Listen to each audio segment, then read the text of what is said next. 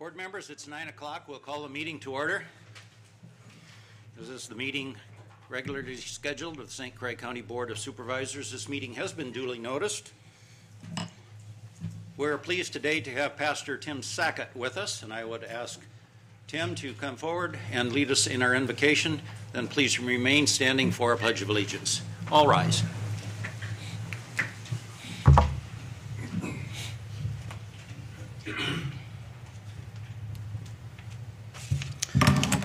Good morning, and thank you for inviting me back.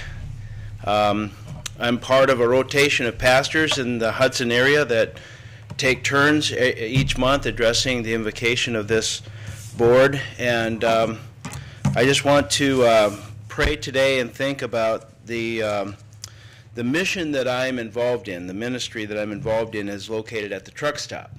I'm a chaplain to the truck drivers in a ministry called Transport for Christ. And we set up a chapel that is a church away from home to truck drivers. And one of the things that commonly comes up with the drivers is that come from different parts of the country about how great this area looks. There's a lot of them that tell me all the time that they'd love to spend a week or more here just looking around and vacationing and fishing. And so every chance I get, if we have plenty of time, I'll take a truck driver downtown, show them the parks, and don't go out and walk the pier and just show them around. And there's always a comment about what a great place this looks like it would be to live. And so I want to address you that people do notice that we have a great looking place to live, and we want to enjoy what we have. And I know the burden is upon many of the people in this room to make sure that St. Croix County and all of the towns, River Falls and Hudson and Baldwin Hudson, are great places to live. Even though we have much to be thankful for and much to look at, I want to pray about the burdens and the tragedies of recent events here in St. Croix County and in the state of Wisconsin, and just pray that God would give us a sense of peace. There's a verse from John chapter 14, verse 27, where it says that Jesus promised that he would give us peace. He doesn't give us peace the way the world does, but he gives us his peace. And what I've come to understand that means is that hardships and tragedies happen. So it's not so much the absence of conflict that Jesus makes a promise, but it's his presence in the midst of conflict and hardships and tragedies. So without his presence with us in hard times, we would lose a lot of hope and we would lose a lot of peace. So with that in mind, let me pray for all of us. Our great God in heaven, you've given us purpose in this room today. Everyone who has come here to voice their opinion or their thoughts or their concerns about this county and the life that we live and the citizens that they serve.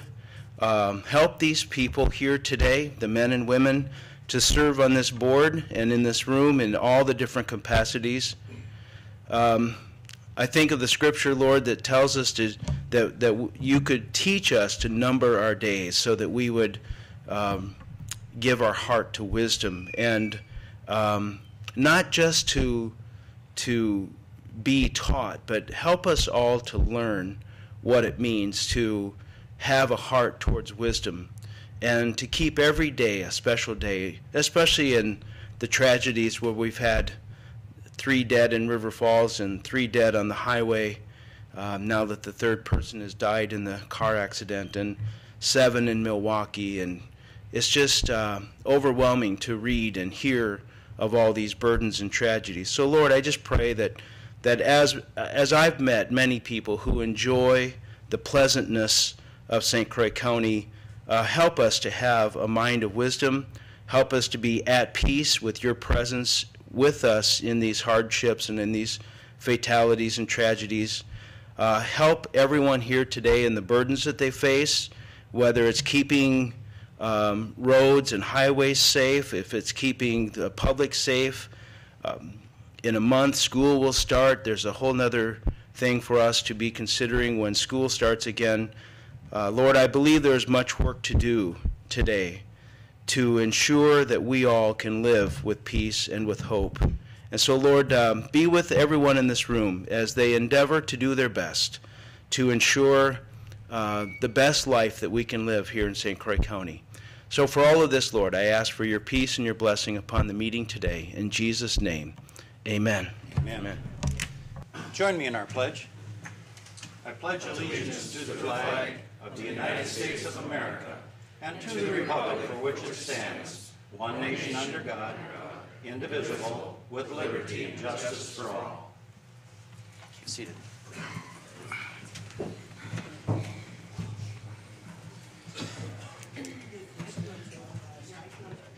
Board members, would you please indicate your attendance for the roll?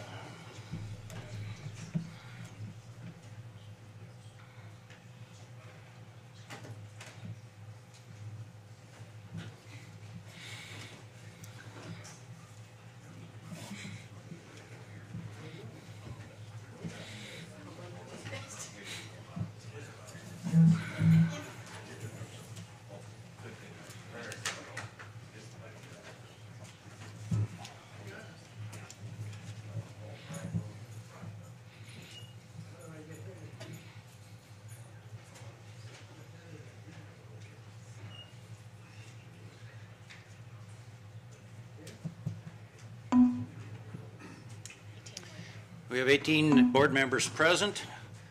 Supervisor Hawksford is excused on a business trip. A quorum has been established, and we are in order. The consent agenda contains 2 items.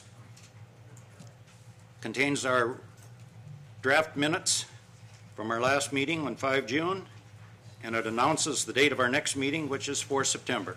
Chair would entertain a motion for the consent agenda.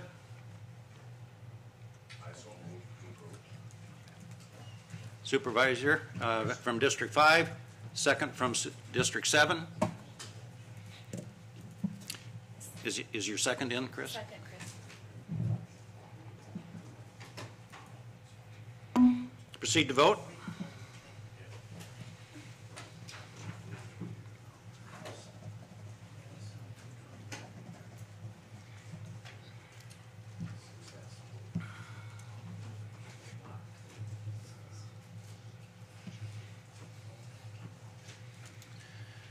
And the consent agenda is approved. At this point, you see noted under announcements, Coalition for the St. Croix River Crossing. I would like to move that up at this point and very briefly call forward 4 individuals that have served as officers of that coalition. And Ken and John and Kim and Bill, if you just come up to the podium here, if you look to the podium, you'll see a little glass plaque that is there. And recently, the coalition was awarded a public policy award, the Leaders in Public Policy, which was held at the St. Paul Hotel. And we were pleased that the coalition was honored for and recognized for the work that it did in securing the necessary congressional approval for the completion of the bridge that will cross the St. Croix River after many, many years of delay. So I'd like to introduce the leadership of the coalition. First of all, my good friend John Soderberg. I had the pleasure of retiring from banking a number of years ago, and John is still an active banker, so I salute you for that, sir. John's a banker in New Richmond and served as co-chair of the coalition along with Stillwater Mayor Ken Huriski, and I see Ken is there with his Wisconsin shirt on, and that we appreciate that. Serving as secretary of the coalition was Kim Heineman. Kim is executive director of the Hudson Area Chamber of Commerce, and treasurer of the coalition was Bill Rubin, and Bill is the director, as you know, of the St. Croix County EDC. Also joining us, and Bill, I didn't see you, but thank you for being here, is Bill Berndt. And Bill carried really the bulk of the federal work, federal contact work, and made numerous trips back and forth to the congressional offices, and we thank all of you for your work. John, any brief comments you'd want to make? Or Ken, either one of you? I'd like to thank the the board, commissioners of St. Croix County for this, as far as I'm concerned, very strung out thing. I've been in this thing 17 years. It started in not quite 17, in 1996, and went through. I see some of my old partners here. Tim from Ramberg, from the board of stakeholders, that we met for 3.5 years in Stillwater. I almost thought that I was a member of the Stillwater city. But anyway, here we are, and this thing is going to be terrific for, it's a regional thing, and I keep talking to Ken about that. He's the mayor of Stillwater, and I say, now just remember, this is a regional project. This is not a Stillwater project, and it really is for St. Croix County and for all of upper Wisconsin. It's going to be a terrific thing, and we can already see some of the effects of it happening right now. And thank you for the St. Croix County Commissioners. I have to get back to work. Other than thanks everybody for your support, your financial support especially. It's what made it happen. Thank you.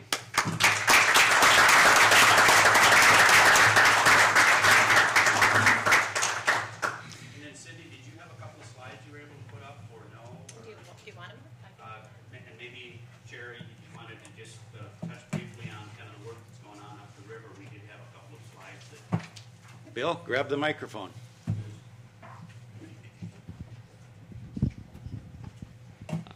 In late June, a contract was awarded by MnDOT to Bolander and Sons to do some load tests in the St. Croix River. They're not in the corridor. They're slightly upstream from the corridor.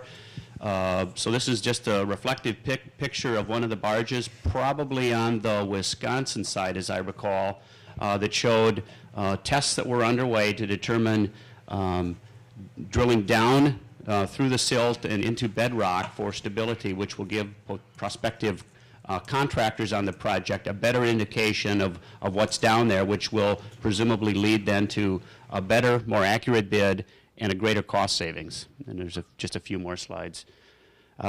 This one I'm pretty sure was on the Minnesota side, probably staging or doing about the same thing. Again, a load test that goes down through 25, 30 feet of water, 80 feet or so of silt, down to bedrock, and then they do some additional monitoring and tests and so on to determine stability up and down, back and forth, and so on. I believe this week there is what they would call a burn test.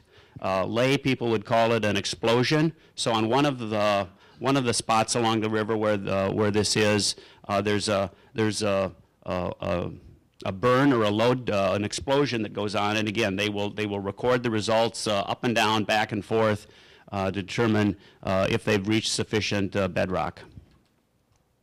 And then just another slide of a barge that was in the river.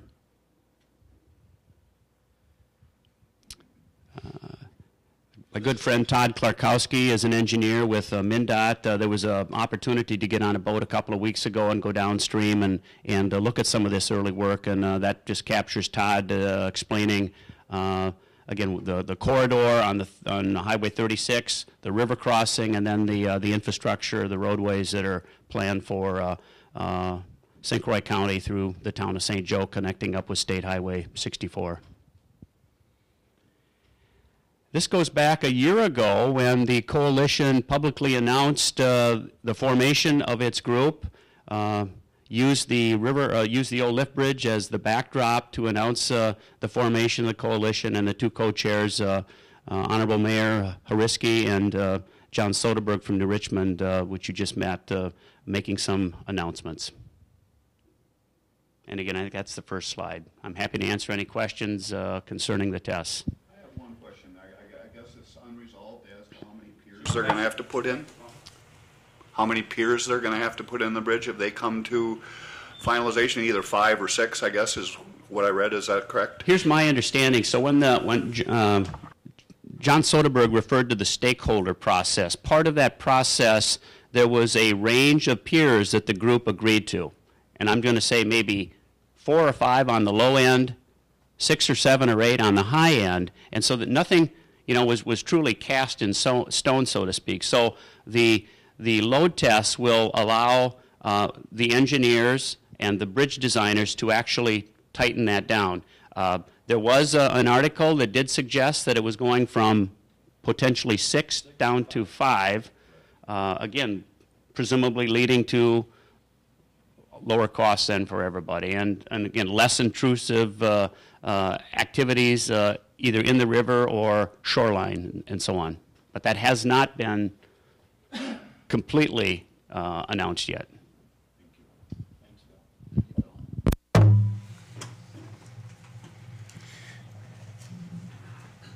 We have several additional interesting presentations, and at this point I'm going to turn it to County Administrator Pat Thompson for the introductions. Thank you, Mr. Chairman. At this time, it gives me great pleasure to introduce the Sheriff of St. Croix County, John Schultz, and 2 members of, well, actually I should say 4 members of his staff, Jason Sikora and John Stenseth. Jason Sikora is an officer with St. Croix County, and his friend that he has with him is named Doc, and Josh Stenseth has a friend with him, and his name is Dex. And the reason they're here is to recognize the fact that both of these gentlemen have been recognized, and their canines have been recognized statewide in our region as outstanding officers and outstanding canine officers. In fact, most recently, Jason and Doc took first place in Region 18, and they scored 699 out of a possible 700 points in terms of their competition. So rather than hold up anymore these gentlemen and their canines, Sheriff, would you like to say a few words? Good morning. These are 2 of our canine teams. As Pat had indicated, they're here this morning to recognize their particular achievements in this year's regional trials. That 699 out of a 700 is basically an unheard of score, so we're very proud of them. And then Josh had a very significant accomplishment as well with Dex in the article search, I believe. They had to search for 2 items of evidence. And I want to say, if memory serves me correctly, you found both items in 27 seconds, which also is pretty outstanding. A little bit about the canine program, if you're a new member. This particular program is not funded by any tax dollars. It's run specifically off private donations. These gentlemen and their partners do a lot of work, not only while they're on duty, but off duty as well. These canines go home, they live with these gentlemen and their families, and it requires a lot of extra time and effort. But they do a very good job. These teams are basically the rock stars in the law enforcement world. And our teams in particular, we train in St. Paul, we get our dogs from St. Paul, and these gentlemen actually are invited from the St. Paul Police Department to participate in events where they give demonstrations, even at the State Fair in Minnesota. They're that good, so we're pretty proud of them. Any questions or comments from you 2 gentlemen that I missed?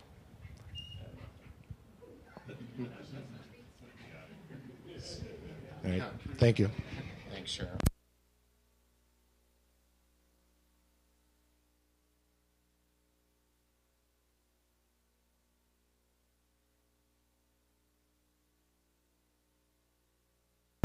Thank you very much, None of guys. you made any sudden moves from those guys. They were watching us. The next employee that I'd like to recognize, County Board of Supervisors and Mr. Chairman and Mr. Vice Chair, is employee in the Aging and Disability Resource Center, employee by the name of Liza Gibson. Liza is a 5.5-year employee in the ADRC. Most recently, Liza was recognized by the State of Wisconsin Association of Benefit Specialists statewide recognition. As I said, Liza has been employed with us for 5.5 years. Her supervisor, Brad, could not be here this morning. He's on assignment doing some work. But we wanted to recognize Liza for that achievement and that accomplishment. It's important. And when Liza received the award at the meeting, someone spoke up on her behalf, and she said that Liza has a way of simplifying very complicated information for her clients without losing any context or content. She is good at helping clients understand options available to them and then empowering the client to make the best choice for him or herself. Of course, these qualities are important for benefits specialists, and that's what makes Liza Gibson so important. And St. Croix County is fortunate to have her as an employee. So congratulations, Liza. Thank you.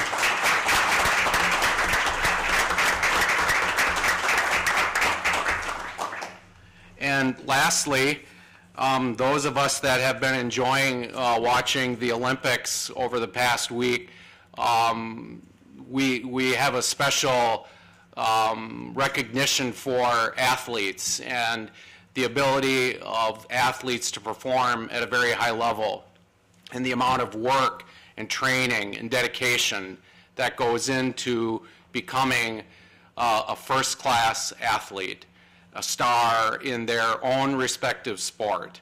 And so it's great to acknowledge the fact that right here in St. Croix County, we have some stars of our own. And they are the Baldwin Woodville girls softball team, who recently became 2012 State of Wisconsin champions in their respective division. They are led by Coach Rick Coltrane and Tom Thompson. And I believe both Tom and Rick are here with several members of the Baldwin Woodville girls softball team. So coaches and players, we would like you to come up to the front of the room, and the County Board of Supervisors will recognize you.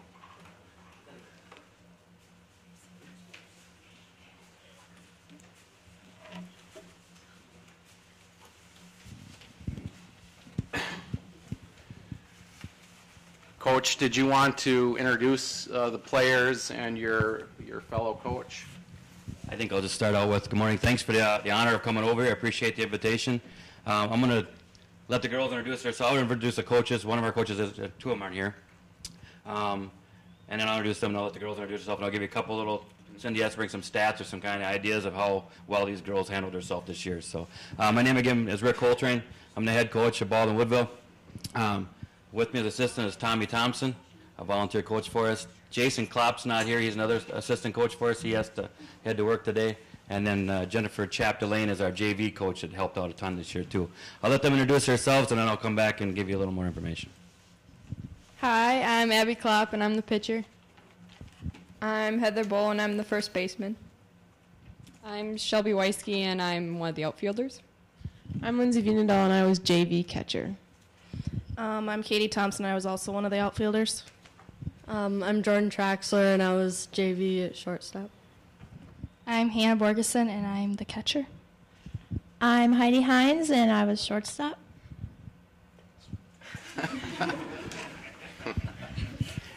Quickly, because I don't want to take much of your time, but just to give you some kind of ideas how well these girls did this year, our record was 28-1.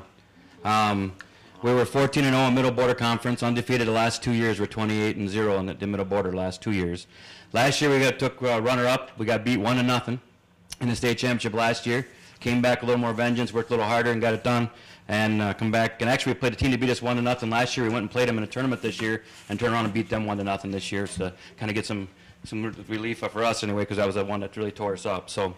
Some other things we went through: we're regional champs, sectional champs. Our only loss this year was to a Division I team with Hosha Central. Got beat 4-3. That was a big lesson learner for us because we practiced taking care of the ball and doing defense a lot, and we had a little trouble that game. We went up 3-0 and gave up a couple runs. Had a couple errors and gave it back to them and got beat 4-3 in 8 innings. So it was a good run, but we learned a lot from it, how to take care of the ball and get some things done. Some other stats we went with this year was we had 11 10-run games. We 10-run somebody and the game went short. 18 shutouts this year. We averaged less than an error a game. We outscored our opponents this year 234-30. So we took care of business there. Our team batting average was right around 320. We had 4 players over 400 and 1 player over 500, which is kind of huge. Some awards we got, very solid team I'll talk about that in a minute, but some awards we also, extra ones we got was, we got 4 first team all-conference, which is Abby Klopp, Katie Thompson, Heidi Hines, and Hannah Borgeson. 2 second team all-conference, it was Heather Bowl, Shelby Weisky, and an honorable mention for all conferences, Mackenzie Traxler, couldn't be here today. We have 4 all-state nominations, which is huge for a little town of Baldwin Woodville.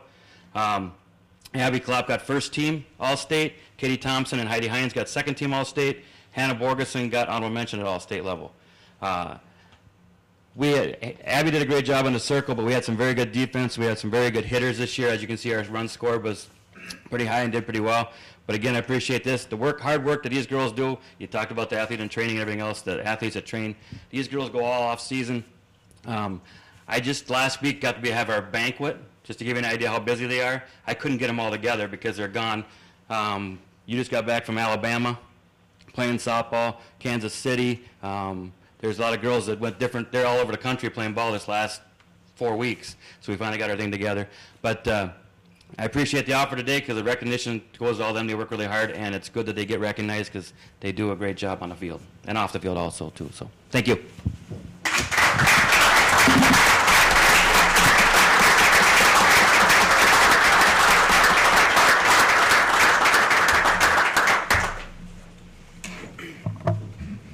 Congratulations, and thank you for being with us.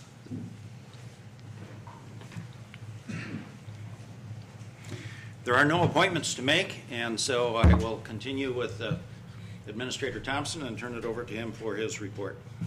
Thank you, Mr. Chairman. I'm going to remain seated this morning because I have a very brief report. Just actually 2 items. One is that we have begun preparation of the 2013 budget, starting to meet individually soon with department heads to review budget requests with the Finance Director, Tabitha Hansen. The work has begun. We received preliminary notification by the state Department of Revenue this week that our equalized value has not kept pace. It has not increased. We're actually looking at approximately 6% decrease in equalized value in the county, a statewide average of 3% decrease. So we're not quite there yet. Our values have not started to see the hopefully what we're experiencing is a rebound in the real estate market in the county. I think it will take a year or 2 for that to start to show signs in our equalized values. So that's just a challenge that we face as we begin the 2013 budget. Doesn't make things any easier, it just makes things a little more challenging. So, but I'm confident that we will present to you a balanced, fair budget that meets the priorities of the boards and balances the available resources. And that's our goal. So we've begun that process. It will take, as we go through the steps of that process, it will take several months. And hopefully by the end of October, the first part of November, we will have a budget that you can approve as a board. I believe we're scheduled to do that November 5th, and that is a change in our board schedule, so I would ask you to make a note of that our county board will meet November 5th. rather than the 6th, which is an election day. And that will be the date that we will review and approve the budget as a county board. You will get updates periodically from myself and the finance director well before that. The Committee on Administration will be reviewing the budget before it comes to the county board. The standing committees will be briefed on the departments that you have oversight over.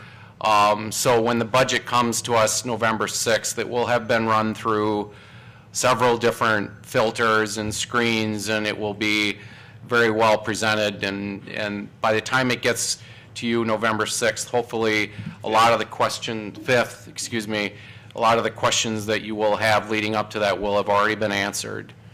But formally, we need to approve it November 5th. Secondly, and lastly, wanted to point out in your agenda packet today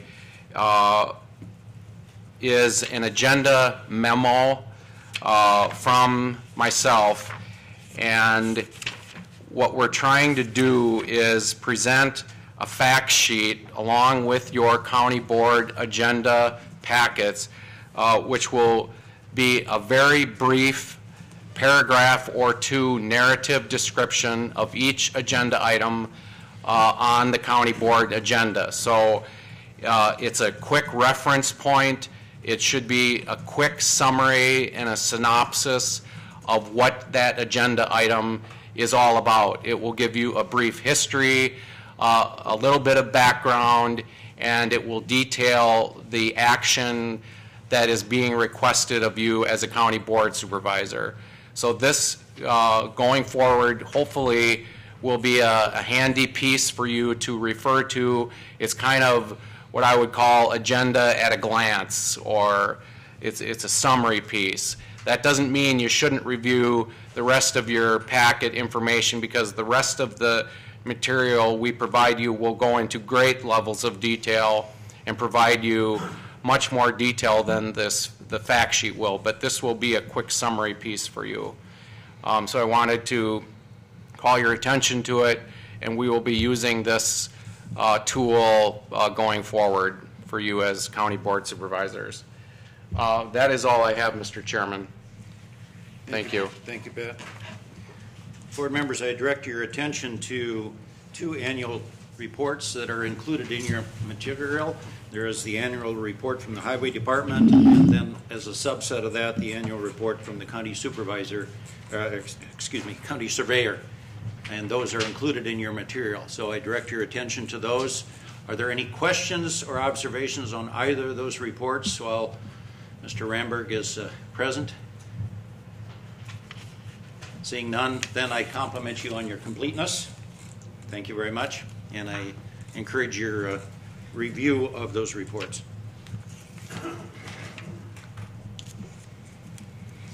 Board members, the first agenda item is a resolution establishing library services funding rates for 2013 and 2014.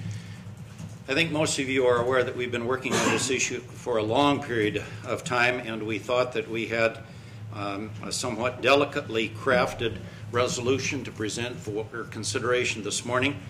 As of late Friday afternoon, we received some additional information from the state of Wisconsin that would indicate that we are unable to do the two pieces that are in the resolution. They're saying that we can do one of them, we cannot do the other. So rather than risk a possible illegal motion, I'm obligated as board chair to remove this from the agenda today, so we do not risk a potential illegal motion and a violation of state law. I'm referring this back to the administration committee. So Supervisor Peterson, you will need to wrestle with this again on the 20th. And we will need to complete action and have an actionable item back for the September board meeting, which will be on 4 September. The municipalities, all of the municipalities in the county, are required to have their requests for exemption if they're going to present one, a request for exemption from the county library levy by the 20th of September. So it compresses the window for those municipalities, but there's still time. So I'm obligated to remove this as an agenda item today, and we'll continue to arm wrestle with it, and it'll be back in front of us 1 month from today. Agenda item number 2 is an ordinance repealing Chapter 11, Animal Waste Management, and recreating Chapter 11, Animal Waste Storage Facilities of St. Croix County Code of Ordinances. This is an item that comes to us from the Community Development Committee, and Chair would entertain a motion. I move to adopt. It's moved by Supervisor Ring, second by Supervisor Brinkman. Discussion. I can give a little background. For several months, the staff has been working on this animal waste ordinance. The county's had an animal waste ordinance since 1985, and it has not changed. It has not been updated in that time. So they have worked with stakeholders for several months, maybe even years. Things have changed over that time. The CDC committee had an informational meeting where we learned about it and had some background. We also had we had a public hearing and some input on the public hearing. So the amendment basically is an update, and what we do is we repeal what was developed in 1985, and what was sent out to you is what is being proposed.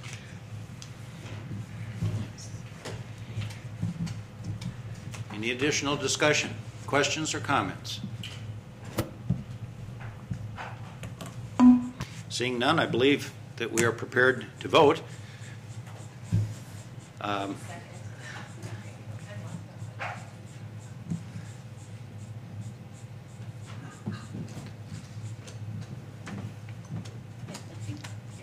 Supervisor Brinkman, second in.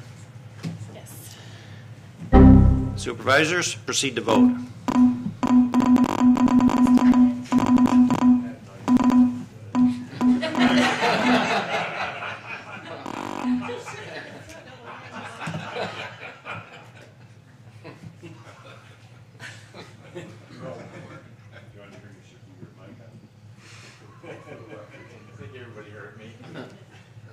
Are we ready to vote? Tom? Proceed. I just can't proceed. You can't proceed. There we go. It showed it up here. It doesn't show it here. Oh, sorry.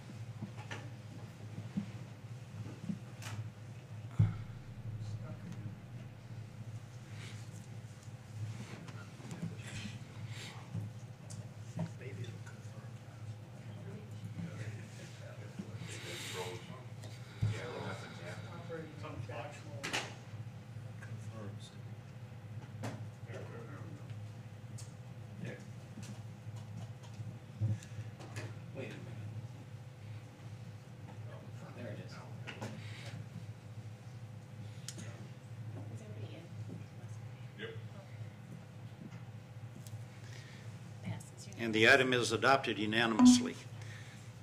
Agenda item number 3 is an ordinance amending Chapter 17, zoning of the St. Croix County Ordinance Code of Ordinances, sections 17.09, 17.12, 17.14, and 17.15. This also comes to us from the Community Development Committee, and Chair would entertain a motion. I so move to adopt. Moved by Supervisor Ring, second by Supervisor Schrackner. Discussion. Just as by way of background, related to the animal waste ordinance, these are zoning changes that relate to the animal waste storage facilities. And the other thing that it does is it changes the setbacks. So based on the experience of the staff in implementing this, one of the things they found that the setbacks were set up typically for very, very large operations. There are some operations that aren't that large, and it wasn't working, and the setbacks were found to be too long. So this recommendation is basically based on their experience and making improvements in support of the animal waste ordinance. I have a question. Supervisor York? Do does that grandfather some people in, or does that apply to all new this? I mean, how do you implement that? I mean, let's say there's an existing place that, hey, we built this in 1950. They are grandfathered in, and they will not, this doesn't affect them. Supervisor Hood. Just my question is, these setbacks, are these from waterways? Or what are these setbacks from? I see it's reduced from 1,000, for a 1,000 animal unit from 200 to 100 feet? The setbacks are from the property line. Just from property lines? Mm-hmm. Okay. Or, yeah. Or a building, okay. But the shoreline zoning is not superseded. Okay. Because that's statewide. Any additional comments, discussion, or questions? Seeing none, I believe we're ready to vote. Travis, is his second in? We are voting on agenda item number 3, the ordinance amending Chapter 17. Proceed to vote.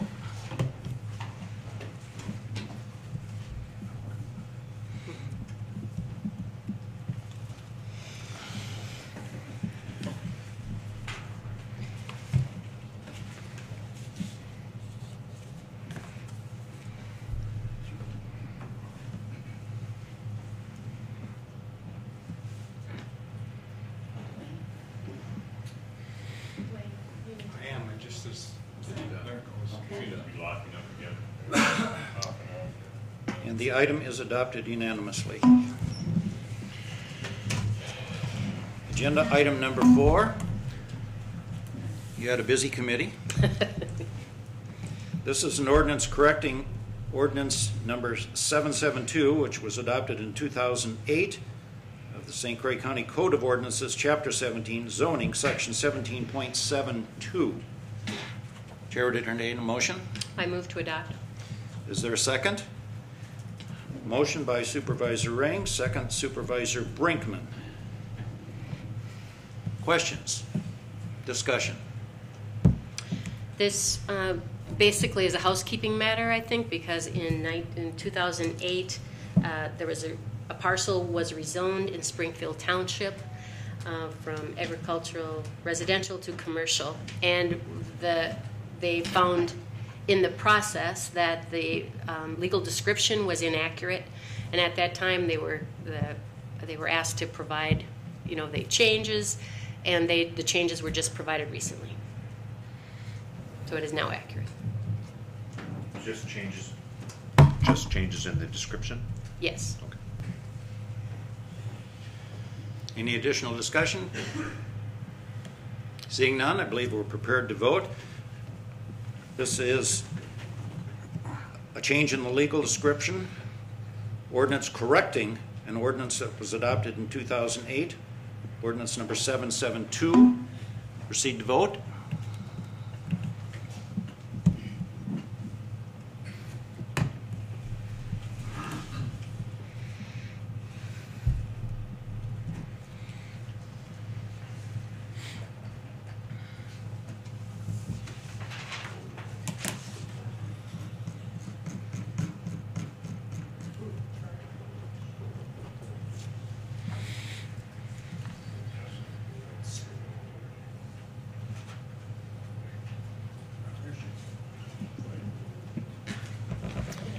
And it is approved unanimously.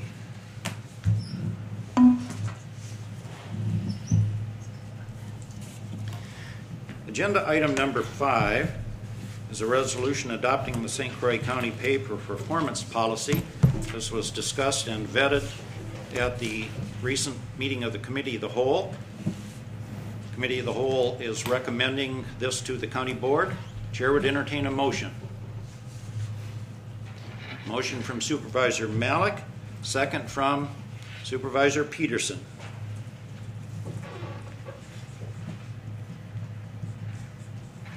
We had considerable discussion about this at the meeting of the Committee of the Whole, but discussion is available again today.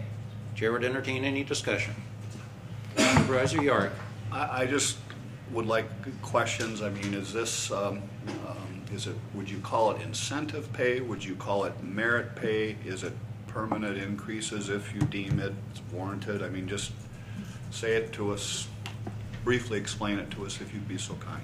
Sure. I'm not certain who you're directing that question Mr. to, so I Thompson. am going to pass it to Mr. our county administrator.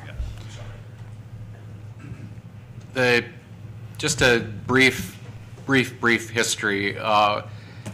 June of 2011, a year ago, a little over a year ago, the board approved a compensation, a revamp of our compensation system for about a third of the workforce, the non-represented, the non-union employees, about a third of the workforce, and that was June of 2011. As part of that compensation policy, compensation plan, which was approved, was a provision that any future movement within that pay grid, any compensation increases once an employee's job has been classified correctly and placed in the proper placement on this pay grid, pay structure, that any future advancement, any future compensation adjustments would be tied directly to performance. And so going forward, the county over the past year has developed a plan or a process and a policy which will govern and manage compensation. The pay plan, the pay study was a very important building block for pay and compensation going forward. But a key part of that is that, how our future increase is going to be allocated, how are those decisions going to be made. In prior years, not only in St. Croix County, but statewide, and I would say almost all across the country, in municipal employment, pay plans were very similar in nature. They vary somewhat, but overall, the history behind these things is that once employees are placed on some sort of plan, that usually, typically, historically, pay was adjusted automatically each year. That once you're established, and I think I brought this up, in my example, the city of Madison, that if you were showing up to work and doing your job, basically, you would get an advancement almost automatically. Sometimes there was a performance evaluation that accompanied that, and sometimes there wasn't. And it was an automatic progression. Those days are quickly coming to an end, that just automatic pay raises are part of the plan. Well, we have a structure in place for that to happen, but what are you going to tie it to? What are you going to link it to? And so we've done some extensive training over the past few months with the workforce, with the employees, with the managers, the supervisors, department heads, into how to do performance evaluations and how to restructure the evaluation form that we had in place that was currently being, I would say, somewhat utilized by some departments, not all of them, and it was hit or miss. But now we've got a structure in place, pretty formal, that evaluations are going to take place, and that employees and supervisors are going to meet to establish goals and objectives. They are going to meet regularly to get regular feedback as to how they are achieving those goals. And at the end of the day, if the county board allocates, and I say if, I should say hopefully when I present a budget to you, there will be a provision within that budget for pay for performance. And when that budget is approved going forward, those dollars are not automatically going to be parceled out to each and every employee. No, they're going to go back. We're going to review those evaluations, and department heads and supervisors are going to review those, and we've got a formula in place that will very systematically allocate those precious resources, those precious dollars that the board will hopefully see fit to allocate towards pay for performance. So it's tied directly back to employees' performance. And what are we trying to achieve? Well, I'll go back even a step further when the board approved the strategic plan for the county, and that was in March of this year. And that took about a year's worth of work to put a strategic plan in place. And the board identified their 6 key top priorities. And then from those priorities, these operational work plans were developed, departmental work plans, and now it's at the employee level. So each and every employee, when they come to work, they're not going to say, well, what's the strategic plan about? Because they're going to know what it's about, because they're in some way, in some small way, every single employee of St. Croix County is pitching in towards achieving your priorities as a board. And we can tie it right back to the vision of this board. And if you read the front page of the St. Paul Pioneer Press this morning, they were talking about the future of Best Buy Corporation. And it was very clear in that article that the future of Best Buy is tied to a vision. And it stated that very clearly in the article, that a vision is required for that corporation to succeed going forward. And that's what this board did a little over a year ago. You established a vision. Very important work went into that. Some of you were here, some of you inherited it. That vision is part of this pay for performance. It's all tied back to that. They go hand in hand. You established the vision, you set the direction for the organization as a board, and then I take that and work with department heads, and department heads work with their supervisors and managers and employees to accomplish the goals and objectives that have been established for each and every employee. Eventually, with the Act 10 provisions, the collective bargaining agreements, after the first of the year in January of 2013, that whole landscape has changed. And I won't go into all the history behind that, you all know that. But the landscape has changed for, I said, a third of the workforce non-represented. For the other 2/3 of the workforce, the landscape has changed. Certainly we need to discuss base wages tied to some sort of CIP,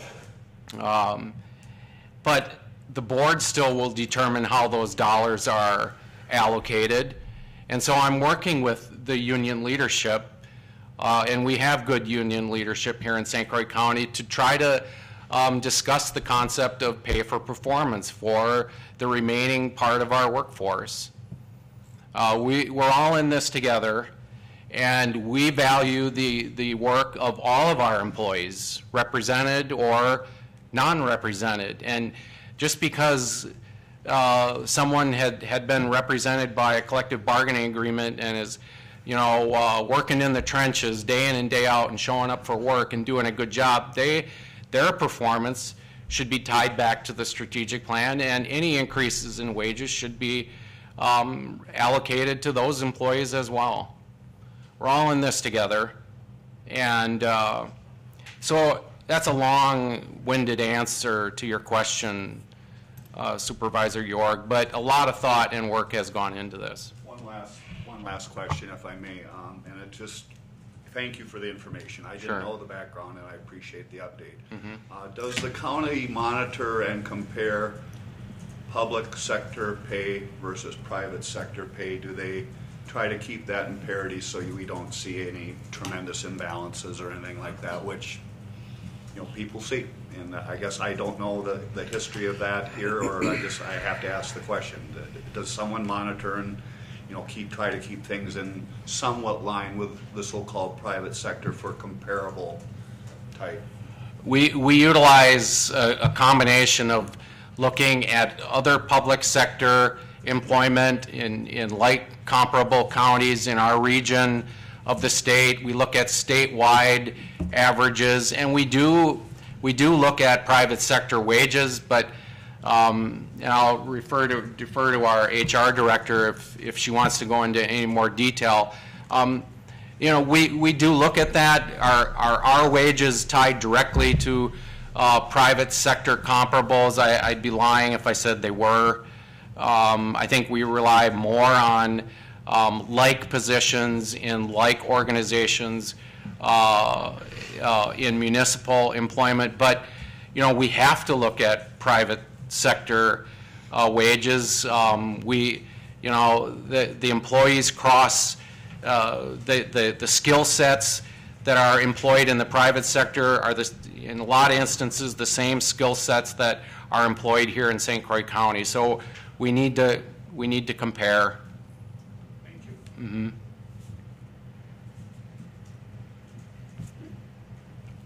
Supervisor Schrecker. I just want to we had a meeting on Friday, and I just want to verify that the evaluation, if we were to do just the key component to pay for performance is the evaluation part of pay for performance, would you be able to implement that part without the policy being passed, just to get the kinks worked out of the evaluation process before we started linking people's pay to it? The performance evaluation piece of pay for performance is a key component, and it's gone through a lot of work to put that together. As I mentioned to one supervisor, county board supervisor, earlier today, that's probably, if anything comes of this whole project, the fact that we have a standardized evaluation tool, a very well thought out tool, by the way, and a lot of work that has gone into it. Mm-hmm. And we've put it to use in test pilot areas with groups of employees. The sheriff's department utilized it as a training piece or a pilot piece. If anything good comes of this is the fact that we'll have supervisors and managers actually doing performance evaluations going forward. That's going to happen no matter what. Overall, managing, you know, we're talking about managing our resources, and part of managing our resources, I mean, we talk about a 5-year capital improvement plan for infrastructure, bricks and mortar, machinery and equipment, and we always make a big deal, and rightfully so, about a 5-year capital improvement plan. Okay, what about the other part of this organization that is equally as important and in a lot of ways is much more costly than the bricks and mortar, and that's the workforce. Mm-hmm. So we need what I would call a 5-year resource management plan, like a capital improvement plan, but for the workforce. Mm-hmm. So yes, that's an important piece. To specifically answer your question, do we have to automatically tie compensation to the evaluations? We have to. We have to do something because what else is there? I mean, the employees, in terms of incentive, and I've had this discussion as well, compensation isn't the sole incentive for employees to achieve high performance. You know, what we did this morning by recognizing an employee in the Aging and Disability Resource Center, by recognizing the hard work of our sheriff's department, that type of recognition goes hand in hand with any sort of compensation that will be achieved through high performance. And so that compensation, it's not a sole motivator, but I'd be, I think, fooling myself, and I think we'd all be fooling ourselves if we said that's not important to employees, because I think at the end of the day it is. And although it's not the motivating source for performance, it's a key component. And so why not try to allocate resources towards the achievement of high performance? And yes, you know, this system isn't perfect. I never said it was perfect, and there's going to be bumps along the road, and we're going to have to go back and reevaluate certain components of the policy. But it's good. And the work that's gone into this has been good. And we need to move forward. I agree with you that that the program needs to have the pay eventually compensated for it, but going along with the sports analogies that we had earlier with the importance of sports and the Olympics, and we are not moving forward smartly. I see us running into all the hurdles and finishing beat up and dead last versus jumping over the hurdles and avoiding the problems that we could ahead of time. I mean, looking at the evaluations right off the top, if you were to, how the policy is set up currently, if you achieve every goal set by your manager, if you achieve every goal and you get 5 stars across the board, you don't get a bonus because the average in the compensation would be 3 and 5. That gives you a 4, not a 4.1. That doesn't set, your goals are not setting up your employees for getting the raises that they would deserve. It's setting them up for mediocrity. Every goal, if I meet all 5 goals and then get a 5 on everything else, which is all the rest of the evaluation is completely subjective, we're going to ruin the morale of the people that we're leading. And that's going to be a really big issue. On top of that, we're telling our supervisors to set low goals because they're not setting the goals to push their employees. We're demanding that the employees come up with some subjective way to exceed the goals set for them instead of demanding our leaders, our supervisors, to set the goals that force them to excel. Right off, and that's just off of the evaluation part. That's why I think that it would be smart to implement the evaluation program. That way, people who have never done an evaluation can get the experience to evaluate people that they have worked with for countless years and there's a difference between training and experience in evaluating. And if you got to evaluate someone that you have worked with for 5-10 years and never had to do a formal evaluation, and now you're going to tell them you're not meeting the expectations I'm setting for you, it's going to put a lot of peer pressure on them. I think getting our employees used to that evaluation process, our leaders used to doing that evaluation process, it will only help us out in the long run to implement that evaluation process. So that way when we do implement pay for performance, it will be that much more successful. We will get the support of many of the employees and the supervisors right off the bat, and they will be invested in seeing it succeed. Versus right now, I don't think there are many. The training has been done, but no, there aren't many people that are actually invested in the success besides the people at the top. And we need the people on the ground way more invested in its success. That's just my standpoint. Right now, I'm not. The policy part I'm willing to put on hold because we need to see the evaluation part set up, successful, and then move forward from that. The policy needs to be based on a successful evaluation. Supervisor Malik. Mr. Chairman, the way the previous speaker described it is not the way I understood this system. So I guess I'm requesting we back up and have a demonstration of how one works through, how an employee and that employee supervisor work through the evaluation and how the number is reached, and then go to this grid for the step and the percentage and show how that translates. Because I think there's a fundamental misunderstanding here, and it's either me or it's somebody else. That part doesn't matter. We need to all understand how the system works. And spending another 10 minutes to do that is not, it's certainly worth it in the context of making an appropriate decision here. Okay, I would ask Tammy Funk from the HR department to come up and walk us through how it technically, works. Do we have access to any of those PowerPoint points that were used in the committee of the whole meeting, some of those would be helpful. Attached in the minute track? I think they were. I believe the Otherwise, PowerPoints were set up. We can work through the attachment to the resolution, I suppose. Is that the way you would do it?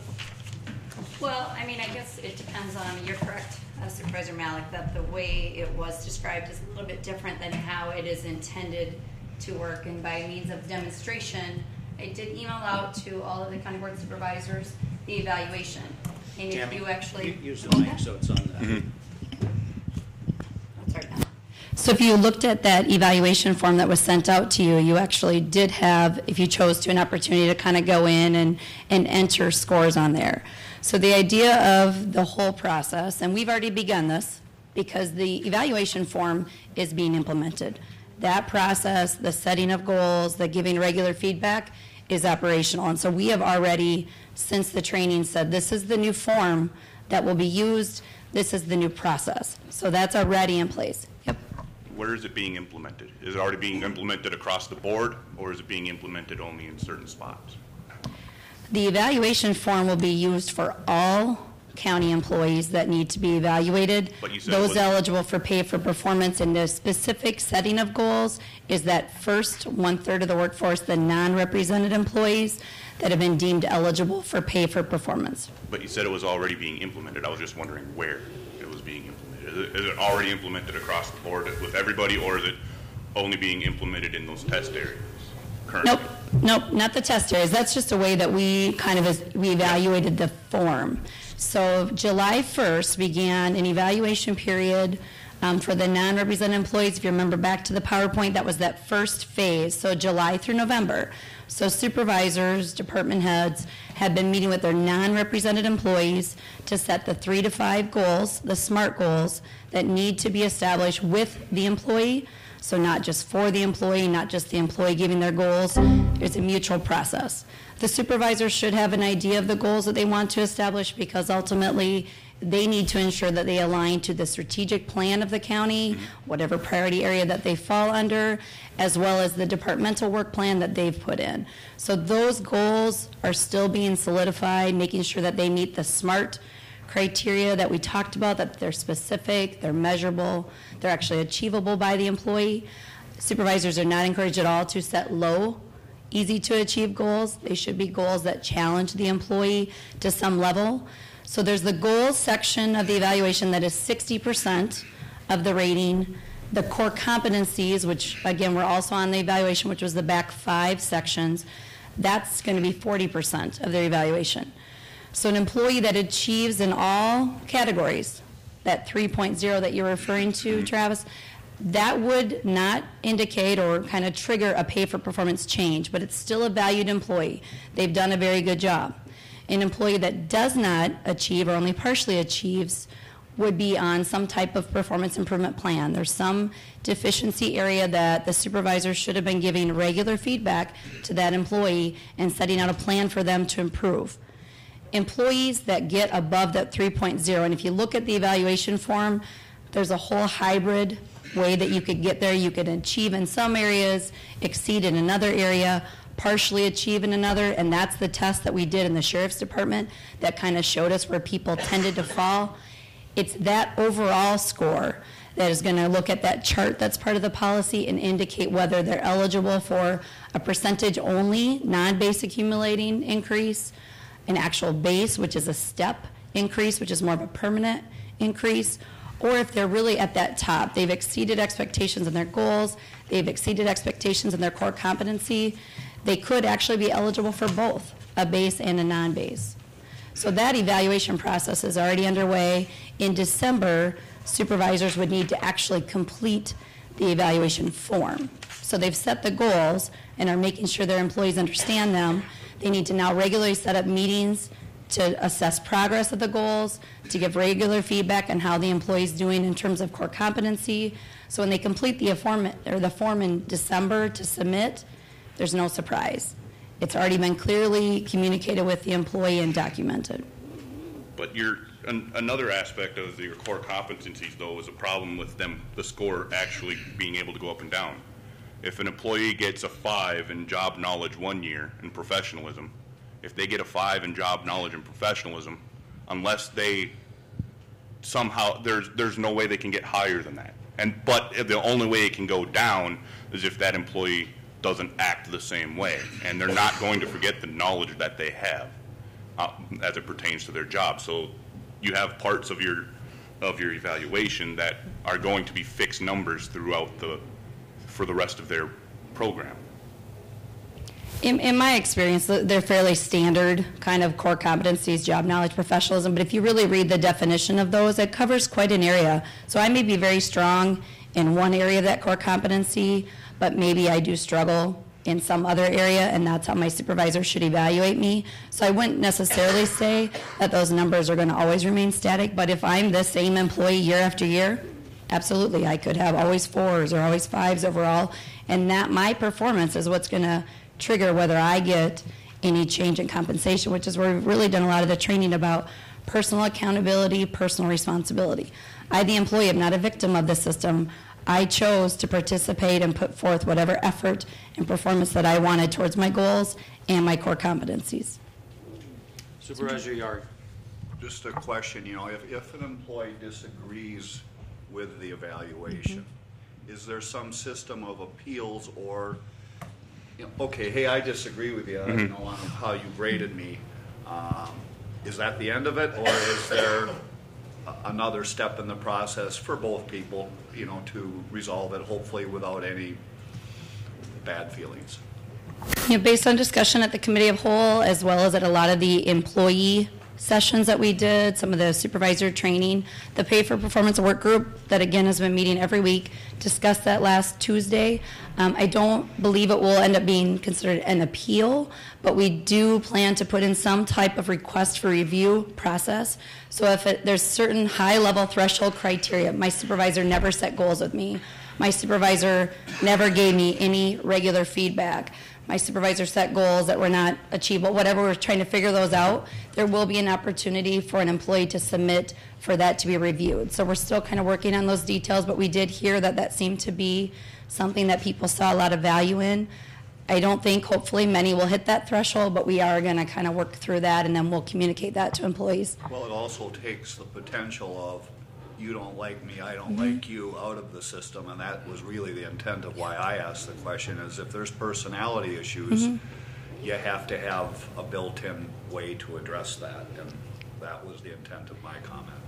And part of the supervisor's training is that, again, they should be meeting with the employee regularly, and they should document those conversations. So they should be assessing the progress of the goals.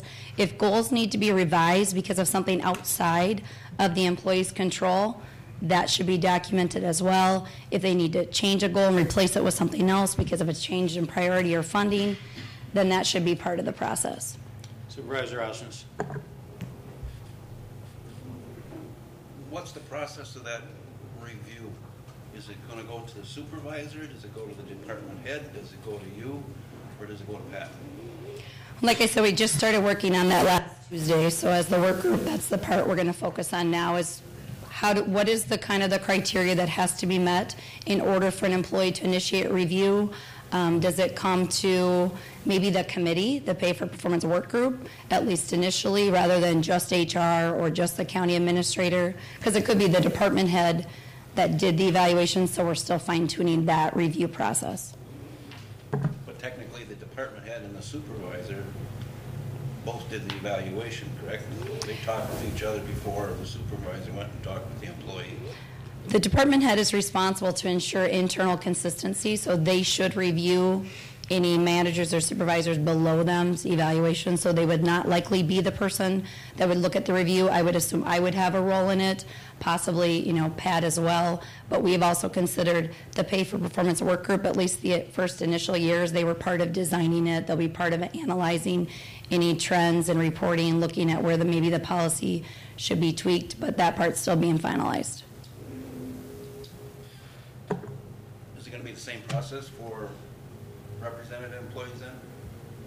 So if the represented employee wanted a review, that'd go to the supervisor, then to the department head? Because I'm assuming the department head and the supervisor are going to talk first before the supervisor talks to the non-rep, correct? Well, what I'm not indicating that Evaluation, I'm talking. during the evaluation, if you were my employee, I would review it with you. You would understand what your evaluation is. I've already reviewed it with my boss. So they already know where I'm going to be rating you and evaluating you, so that if my boss would have changed anything, that happens before you meet with the employee. The review would not likely go to your immediate supervisor. It would go to some type of administrative review team, be that HR or this work group. This review isn't part of. Supervisor, with no disrespect, I'll come back to you. If there's no one else has comments, you've had several. So just want to spread it around. Supervisor Brinkman.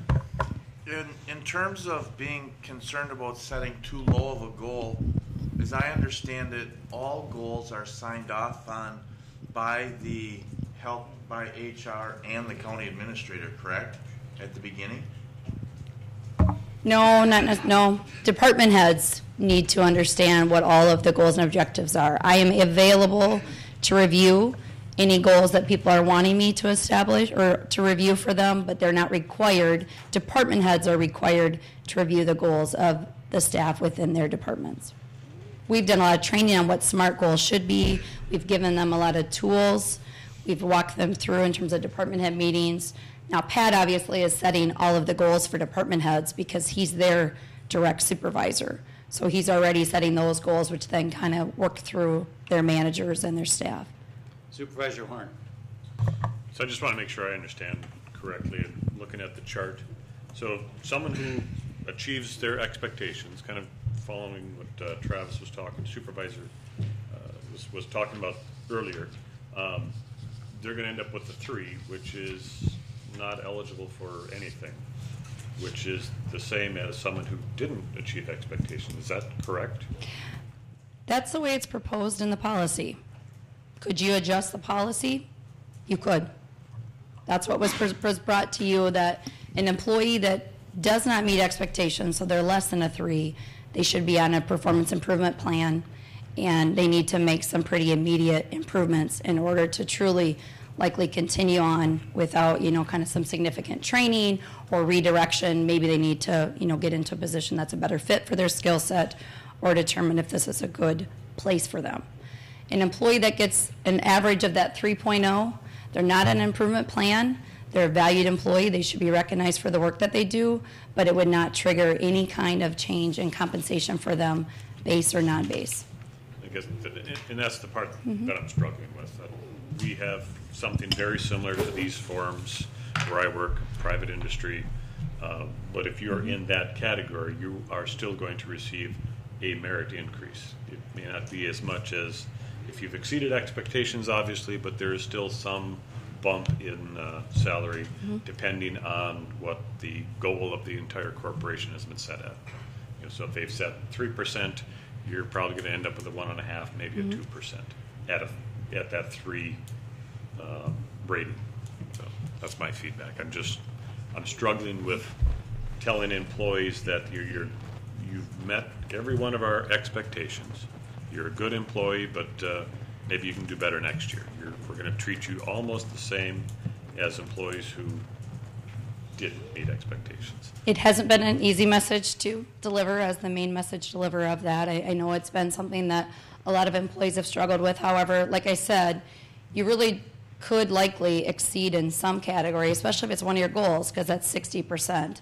You could even partially achieve and still get over that 301, but that's really the trigger, 3.0 versus 3.01, that triggers the merit. If I achieve in all categories, my score would be 3.0. Supervisor Horn, at the risk of seeming to enter into the debate, which I'm not, I'll put that aside. You make a good point, and I said at the committee the whole that I never worked under a different system than like this, so I'm very comfortable with it. We always received an award, those that would have been at that level, and the reward was we got to keep our job.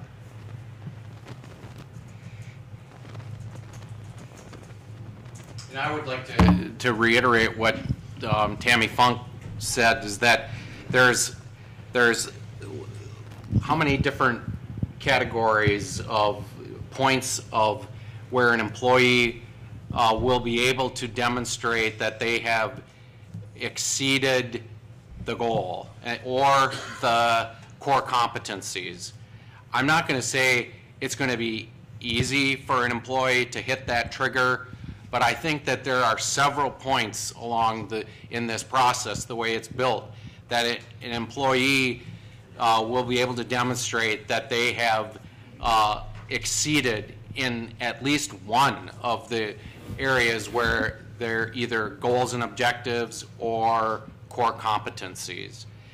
But the bar is set high, and the goal of this program is to reward performance over and above expectations. And so the bar is high, but there are several points of entry where an employee is going to be able to, with that little extra push, going to be able to demonstrate to their supervisor that they have hit one of those trigger points. And so this committee, this work group, Tammy, myself, will closely monitor, closely evaluate and track how this is working and report back to the board annually as to how this is performing. And you should expect that as a board, especially because you're going to be setting the budget for it. I don't know, Tammy, if you wanted to elaborate on that. Can I make While one you're last? thinking, Supervisor Peterson, you haven't spoken yet. Excuse me. I think the important thing to remember here was discussed both at the committee of the whole and also in our administration committee meetings is the fact that as we reviewed this proposal, that we've been working on it for a long time, and I think it was acknowledged at several points that there would be a few bumps in the road. We're going to have to make some modifications down the road. Going into the program, I think, is important to me. We put a lot of time and expenditure of human resources and money into this. We need, I think, to move forward with it with in mind that we're going to have to make some adjustments as we go. It's a learning process for all of us. Thank you. Anyone that's not spoken yet? Supervisor Ring. I'd like to say I just share some of the concerns that are raised by Supervisor Schachner, because I think it's all in the setup. I don't really want to wait and do a trial run, but I am concerned that there is a culture here that has not had reviews consistently. And then tying it to your income right away, I think it's a big switch. So my concern, and I am repeating from, I think, the admin committee, what is that support? I hope there's not one-time training. Maybe can this committee help people? Because I think those supervisors' job is to help those people succeed, to help them earn that extra money. And because the 1 points, they can get it in. They need coaching. And I think our supervisors our managers need that coaching. One-time training won't do it. And I don't know, I'm hoping that you have the resources or can draw on your committee. Maybe it's getting someone from the outside in. Setting it up for success is huge, but that takes resources to do that, giving more people time and attention. That's my thought.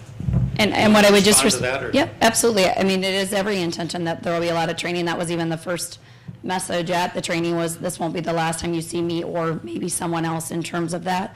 We have had a number of supervisors who have always regularly done evaluations. And it has been an initiative out of my office since I think 2008, which was after I began in 2007. We started doing training. We changed the form. We started saying you need to do annual evals, and many started doing better. It is different when you attach performance and pay together. That's a different type of evaluation. And it's a different conversation that supervisors need to have, and they actually should be doing that coaching that you're talking about. Employees need to understand exactly where they stand. And where Pat said, if nothing else, we have evals, that's a great thing. But what I'm hearing from staff is they're finally getting kind of clear feedback about these goals and objectives and how they're comparing on their own individually to their job maybe within their team. So a lot of that good dialogue is already happening, but for those supervisors that struggle with it, I do absolutely plan, whether it's one-on-one or group sessions, whether I'm providing them or I bring in outside resources. I think we have some members of the work group that do a really good job with the evaluation, and peer-to-peer might be a great resource as well. So that's a very important point we've taken into consideration. So, Supervisor Malik. I'd like to build on a couple of points that were recently made, and remind us all that if we approve this, our job as county supervisors will by no means be over. It's been previously mentioned that we will have to appropriate a significant, a meaningful amount for increases to be given in the ensuing budget year. If we don't do that, we undercut the thing, and it has no chance of being a useful tool. More than that, we must recognize that training will become more important. As Supervisor Ring has noted, training for supervisors in order to do appropriate evaluations is one thing, but I'm concerned that in years past it has been very tempting for us to short the training budget at the department level so that and we can get away with it. In the future, I think we're going to have to be much more open-minded and much more committed to providing the tools that our employees need so that they can move forward and learn more, do more, be more self-actualized, and find the joy of success, by learning to do new things or to do old things in new ways or something like that. So we're going to have those in addition to any bumps in the road that relate to definitions that could maybe be improved or other things like that, to keep an eye on. So we're entering here a road that's taking on a task that our predecessors have not had to do. Supervisor York. I want to first of all applaud Pat in trying to create what I'm going to call a high competency organization. And to say that you work for St. Croix County and it's a high performance outfit that requires and demands a lot from their employees, there's nothing wrong with that. I work for a company that operates on that principle. I get average ratings. I'm their top sales one. And I fought these things, and they said, you're part of a fine-tuned machine here, and to get that you're a satisfactory employee, don't be embarrassed by that. There's nothing wrong with that. So again, it comes back to some of its perception, but I think long-term and goal, what I see happening here is, yes, training, yes, all the concerns we're bringing up, but an organization that does more with less. More competent people that can do more things. It maybe costs a little bit more, but total cost should drop. I applaud it. Thank you. Supervisor Ottino. Thank you. I have one question from a legal standpoint later on. If we find a year, 2 years from now that our performance ratings scale is not doing the job we want it to do, could we add instead of just going from 5 to 3, a 5, 4, and a 3, or would that not be able to be modified in the future? Once you establish it, can you change that?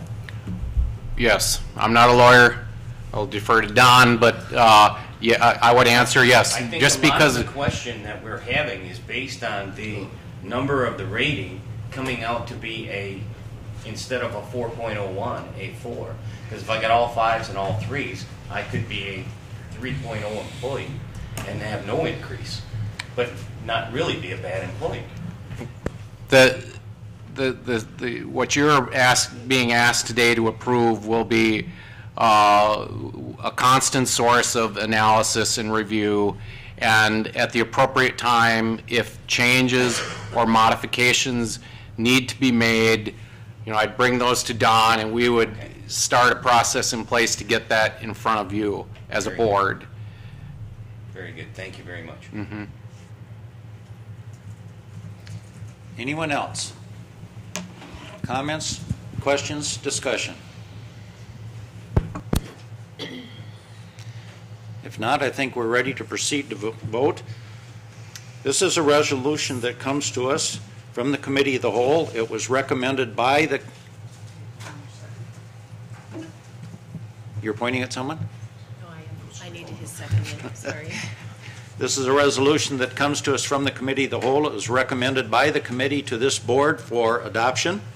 This comes to us now on a motion by Supervisor Malik, second by Supervisor Peterson. Is his second in? Supervisors, proceed to vote.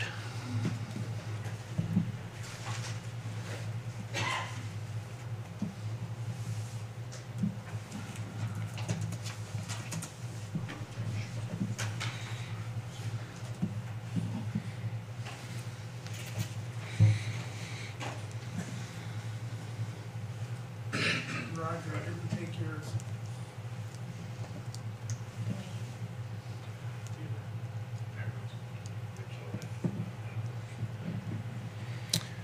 And the resolution is adopted.